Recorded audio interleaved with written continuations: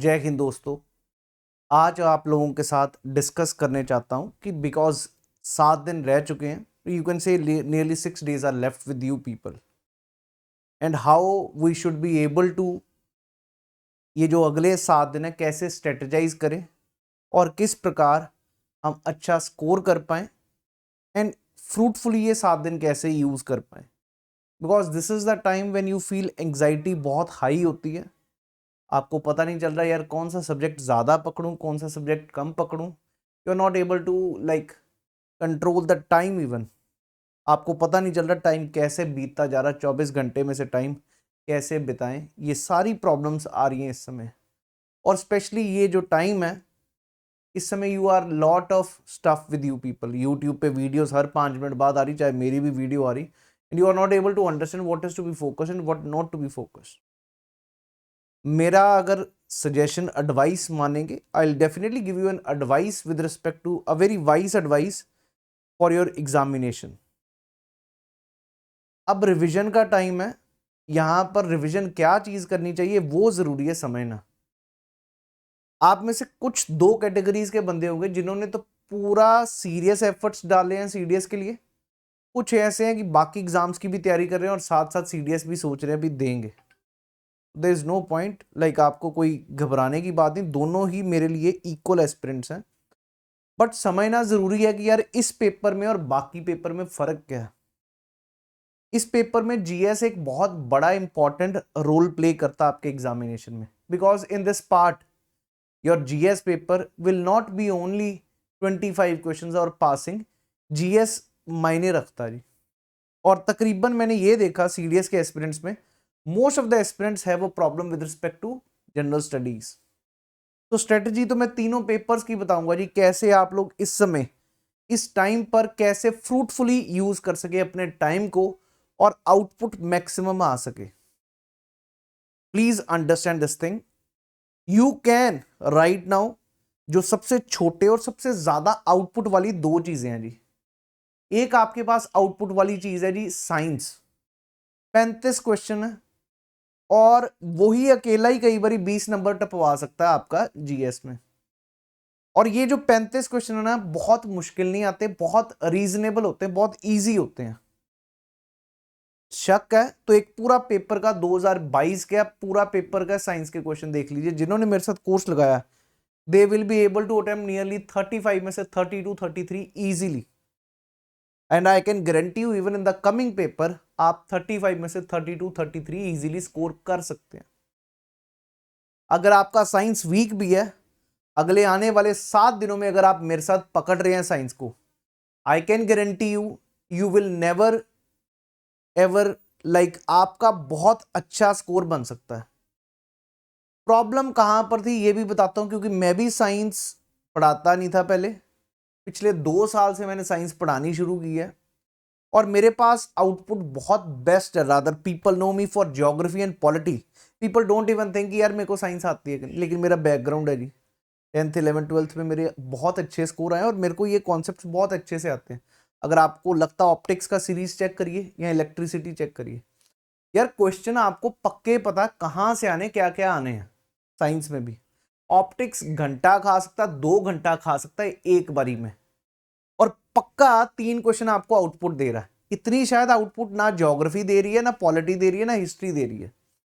तो मेरे दोस्त अगले जो 7 दिन है मैं आप लोगों के साथ साइंस को पूरा अच्छे से कवर करूंगा।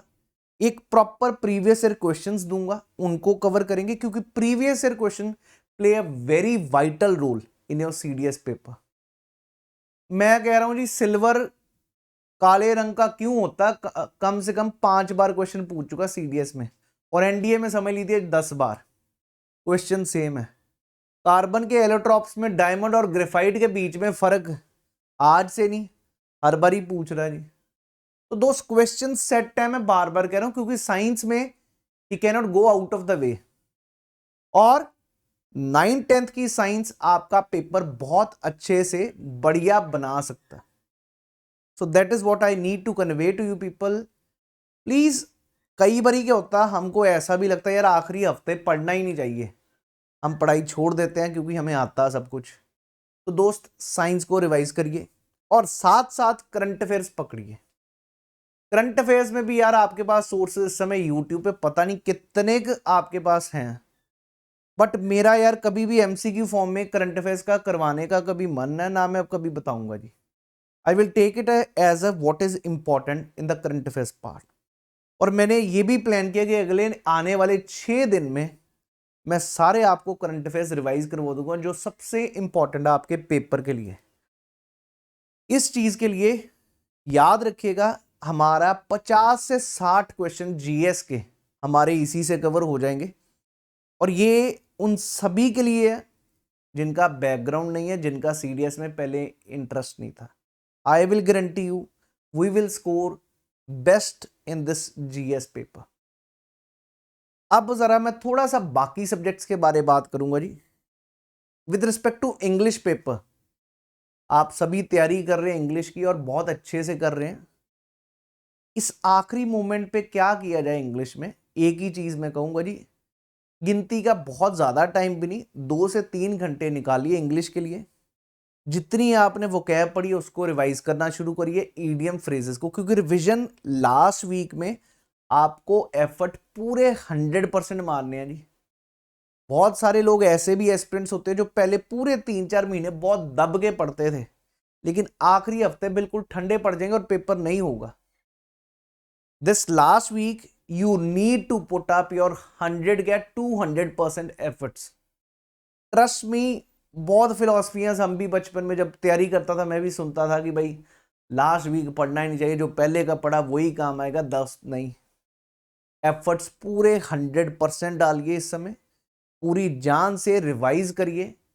एक प्रॉपर, एक और चीज, आपका ना दिमाग बार बार घूमता रहता, वो चीजें बताता रहता, लेकिन एक बार ही आप भूल भी जाओगे। तो जो भी चीजें तुम्हारे दिमाग में, एक डायरी एक सेपरेट इस समय रखिएगा। जो जो आपको लगता है यार प्रोमिनेंट है टॉपिक्स आने के, उनको कवर करिए। For example lakes of India पे क्वेश्चन बार बार ज्योग्राफी में आ रहा है, आएगा जी इस बारी भी।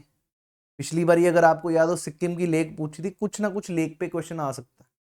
इसी प्रकार कुछ ऐसे टॉपिक्स हैं जहां पर यूपीएससी बार बार क्वेश्चन बना रहा है और आपका दिमाग कह भी रहा कि उसको कवर करना है, बट आप नहीं कर रहे, तो उसको साइड बाय साइड कॉपी पे लिखते रहिए।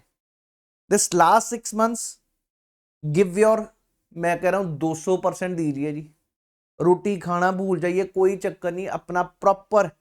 बस एक और चीज, खुशी से देना है जी तैयारी, खुशी से, जील से पढ़ना है। टारगेट्स आप रोज रखोगे नहीं अचीव होंगे, कोई चक्कर नहीं, पर मेहनत अपनी तरफ से पूरी लगाए रखनी है, लगन से पढ़िए। मैं कह रहा हूं पेपर कभी रुकेगा नहीं। ये सीडीएस का पेपर है, बहुत आसान पेपर है, with right strategy you should do it. एक और चीज, मैथ्स में दोस्त, ये जो सीडीएस का पेपर है it is more based on advance maths. जहां तक मैंने बच्चों से एनालिसिस लिया, तो यार एडवांस मैथ सबसे अच्छी चीज बताऊं यार, मेरे को अभी तक याद है, मेंसुरेशन, सरफेस एरिया, वॉल्यूम, ये सारी चीजें।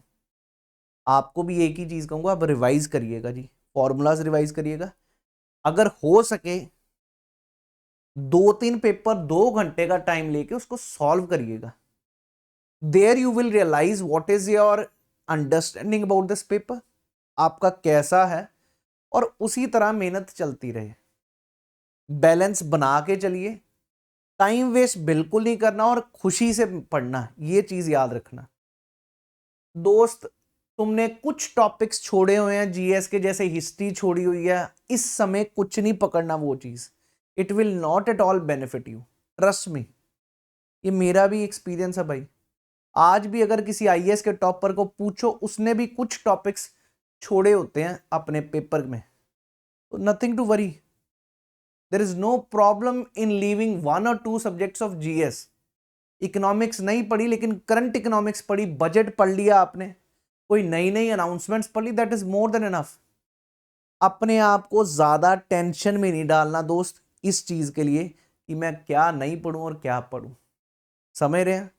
टारगेट क्लियर है। ज्योग्राफी अगर पढ़ी है तो उसको रिवाइज करिएगा, इंडियन ज्योग्राफी में जहां पर भी फोकस करना। पॉलिटी पढ़ी है तो उसको रिवाइज करिएगा।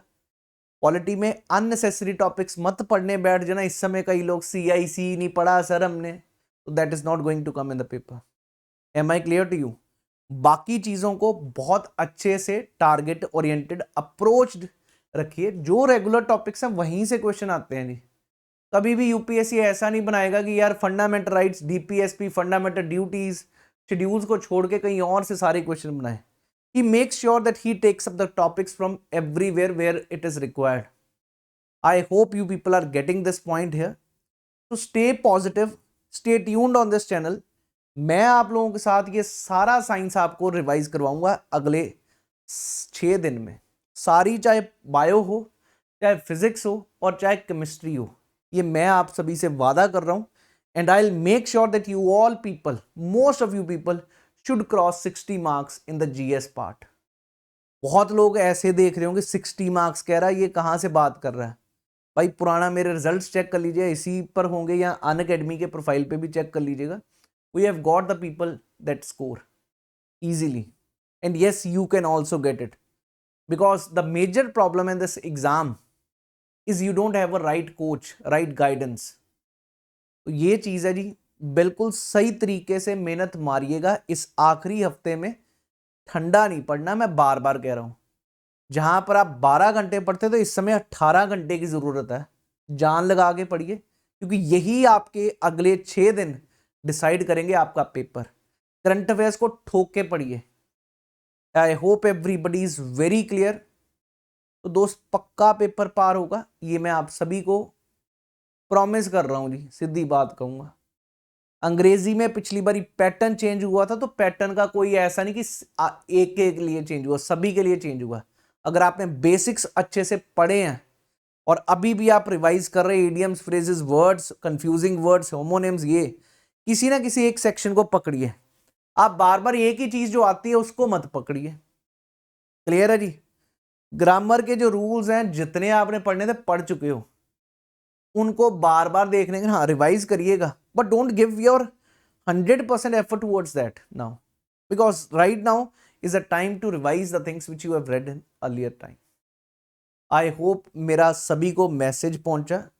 मैं रोज आप लोगों के साथ इस समय एक टाइम पे आऊंगा, so that I can guide you people and make you motivated and stay focused for your paper, because that is, I know, is a very important thing at this point of time.